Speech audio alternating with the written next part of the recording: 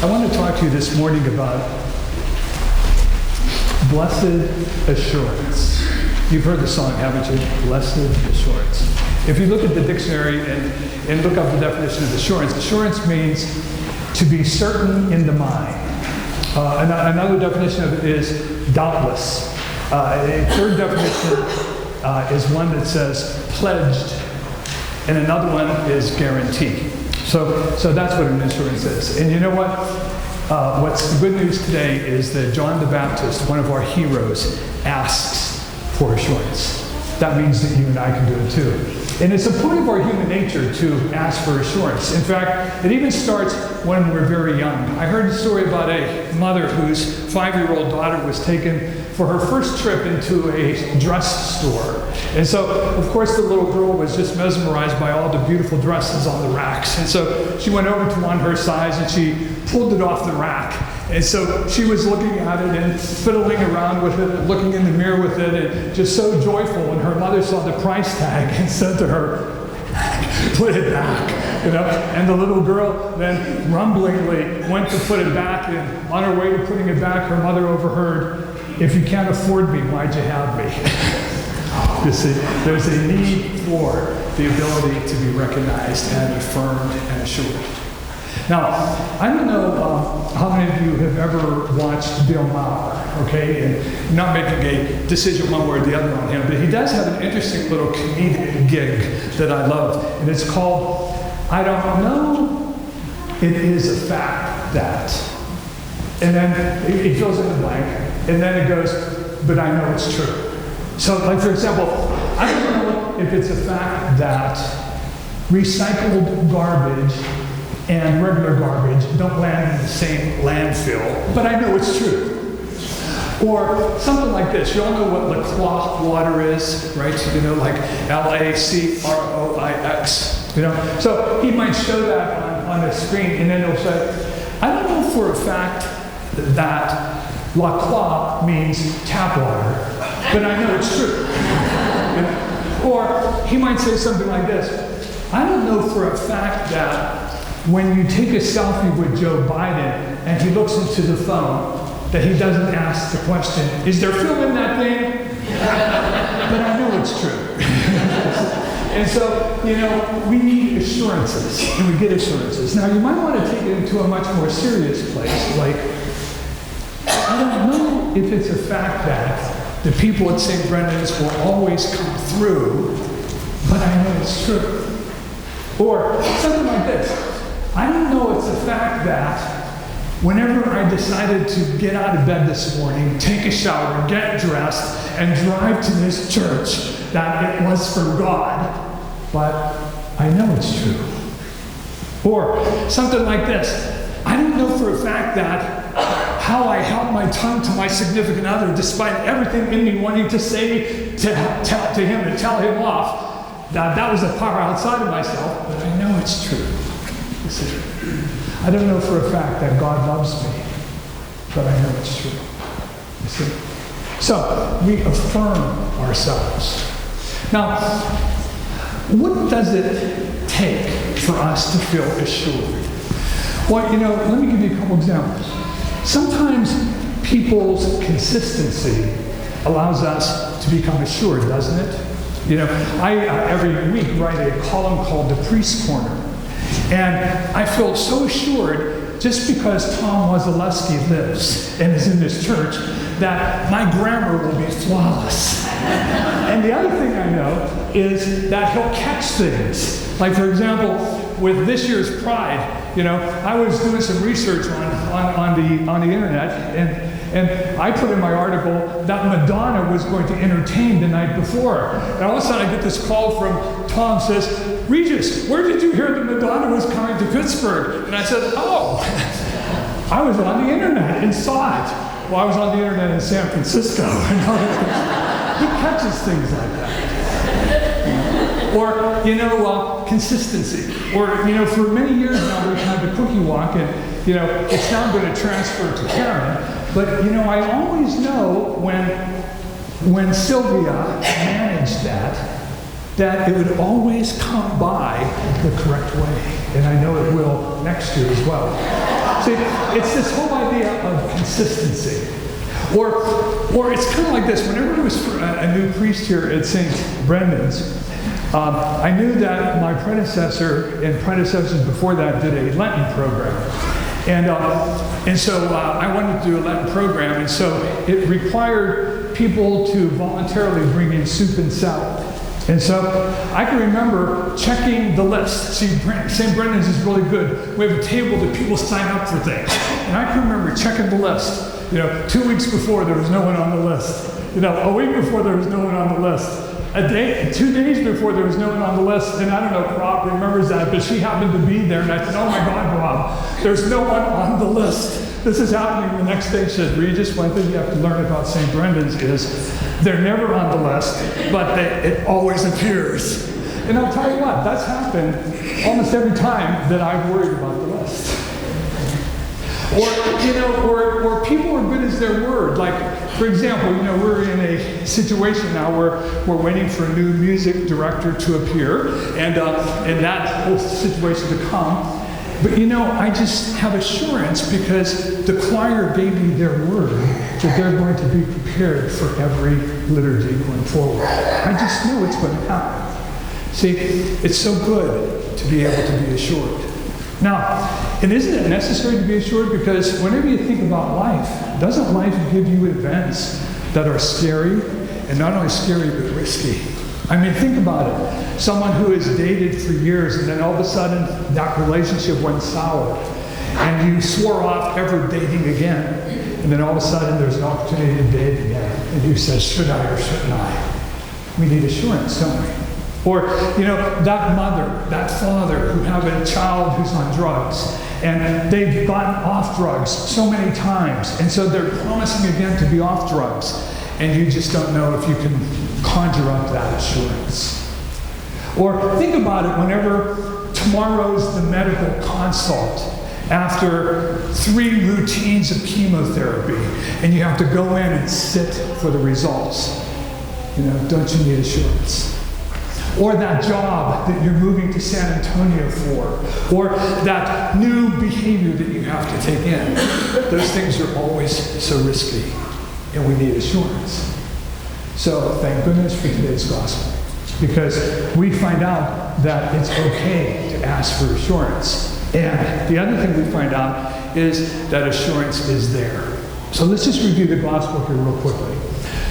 So last week we had John the Baptist in a very powerful position. So see, he was out there in the desert baptizing people all the time. People were rushing to find him, to see him. He was preaching boldly. So he was in a pretty good position, preparing ye the way of the Lord. This week he's in prison. And this week he's much more vulnerable.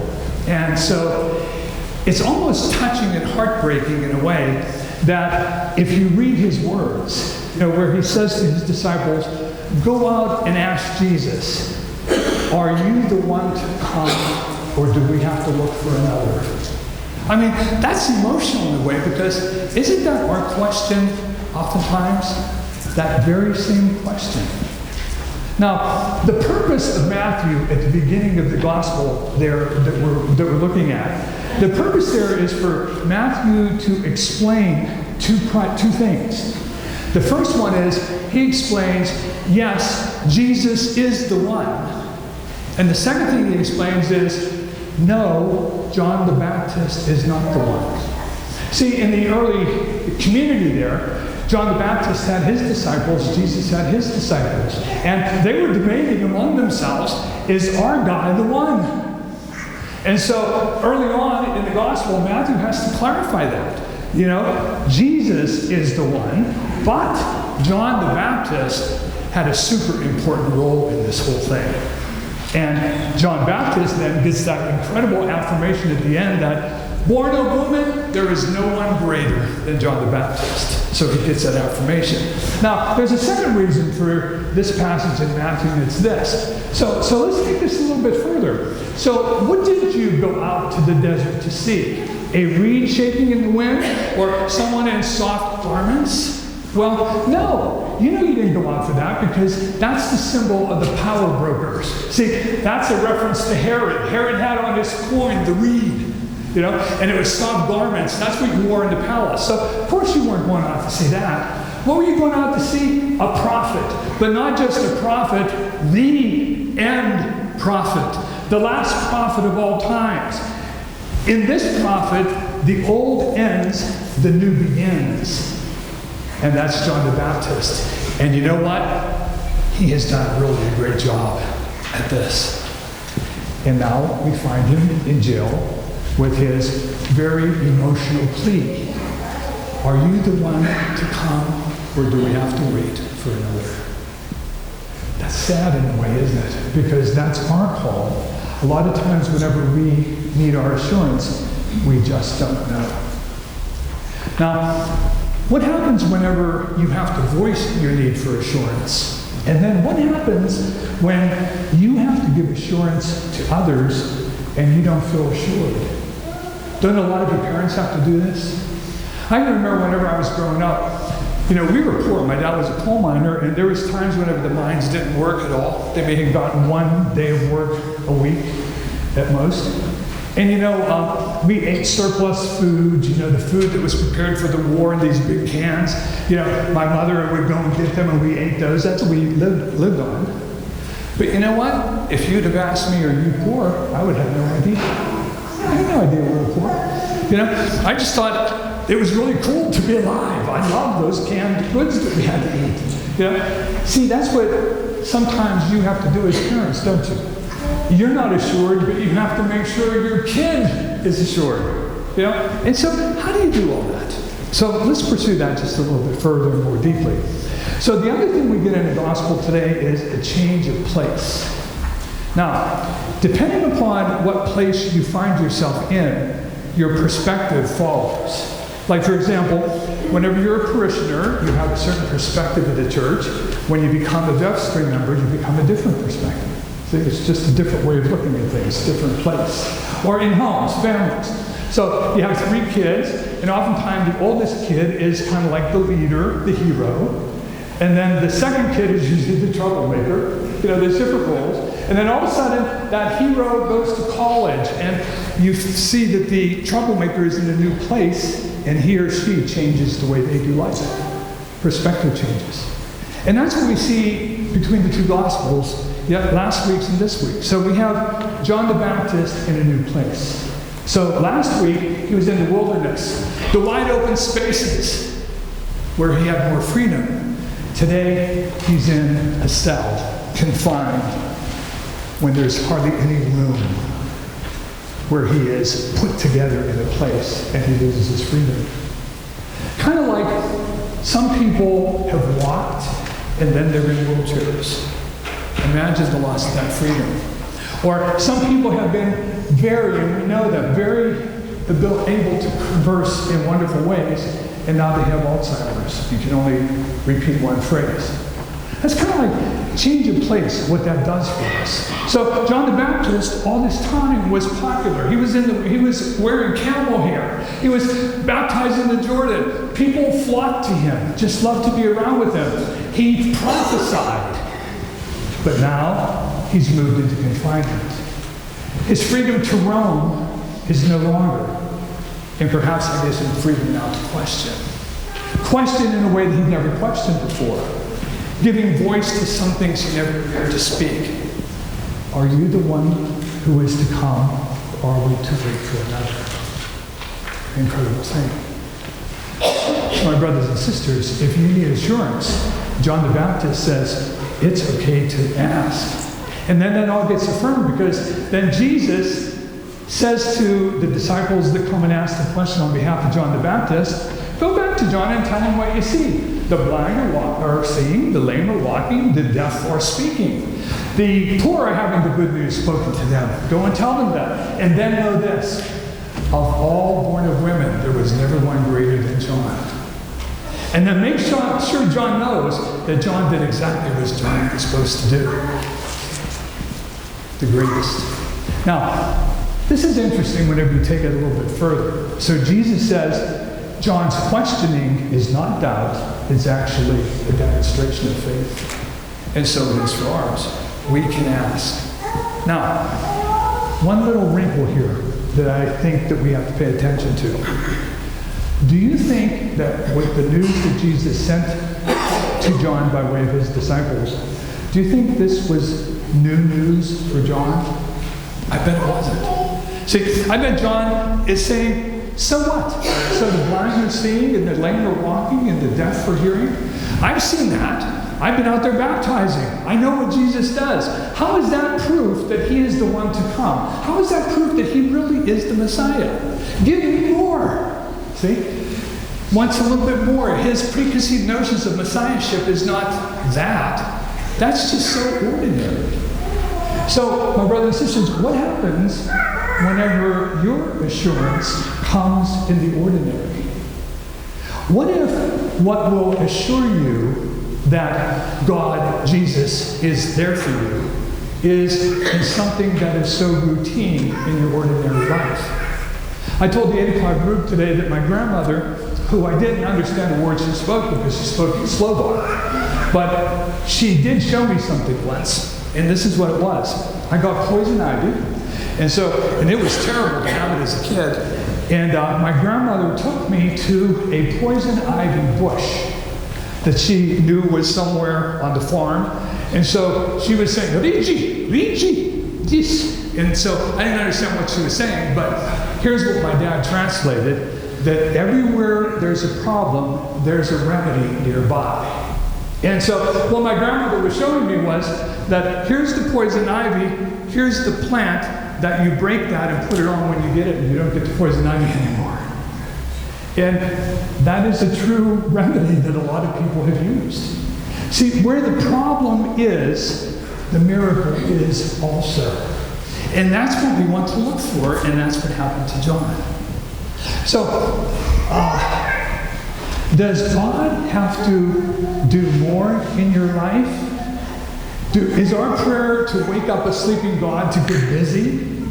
I don't think that's what our prayer is during Advent. Our prayer is, God, help me see you in my ordinary life. Help me to see the miracles around. I love telling this story, and some of you have heard it before, just bear with me. It's worth repeating. In my early days of public speaking, I had to speak with 2 other people, Bonnie and Jim.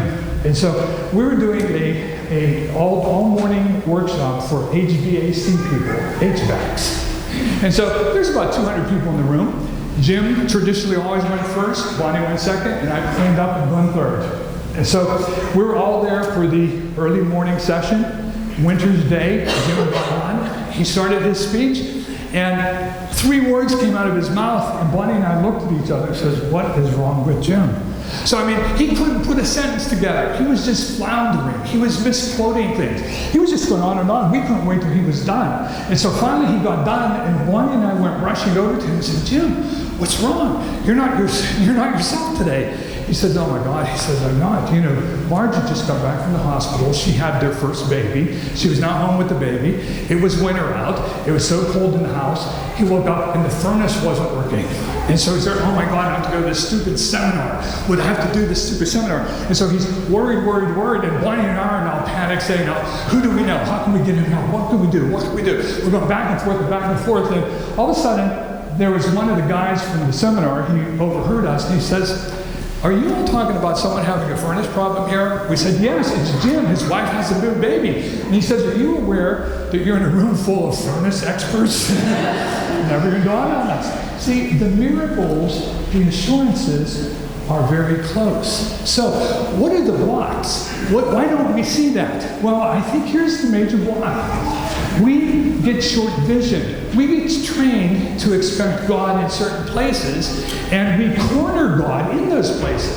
Like a lot of people, probably more easily see church as a place where you might have an experience of God. We have great music, we have wonderful community and stuff like that. And this is a great place to encounter God. But this is only 1 hour out of 167 others.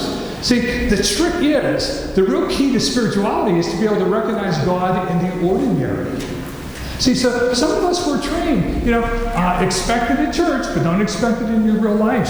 Thaddeus was telling me today, Thaddeus, who had a cane for the last couple days, weeks, and he said, I threw my cane away. I said, another miracle. You see, another miracle. The lame are walking. You see, we have to make it that this gospel comes alive for us. Margie Davis, who just came back from North Carolina, she told me that on her way in, a friend of hers, about 2 hours out, invited her to come over and spend the night on her trip back. And then she went and said, oh, Regis, you should have seen my friend years ago. She had this cancer in the mouth, and she had to relearn how to speak. And I said, Margie, is she speaking now? And she said, yes, I see, again, the deaf, the mute are speaking. See, we have to see the miracles in our presence. Why don't we? Because we haven't been trained to. I want to invite you to take a look around yourself, because your assurances are very close. They might be actually in your pockets. They're all around. If I say the name Joshua Bell, do you know who he is? Joshua Bell is an excellent violinist. All right, so in 2017, it was in the Washington Post. He had just performed the night before at the Washington Symphony to a packed house, $125 to keep his chair. Okay, the people heard him. He moves around whenever he plays. He's just an awesome musician. I mean, I don't know much about music, but I love watching him and just listening to him. The very next day after the concert, he was at the Metro, at the DuPont Square Metro, which is one of the largest ones in D.C.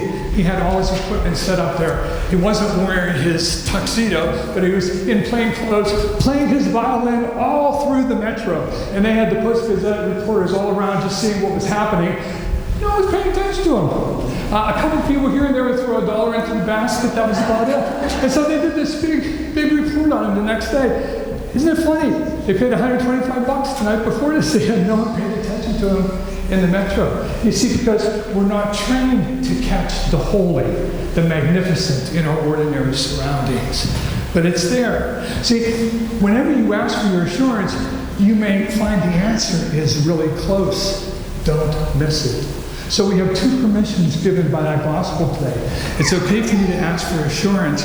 And the second one is, don't think it's outside of you. You might find it closer than you think. I thought of a story at the 8 o'clock, and I'll end with this one. And his parents were here today. I don't know, is Daniel here? But it's about a year and a half ago, something like this. You might remember this, or you might not. Normal at the end of church, I'm greeting people on the way out, And so, Daniel gets around.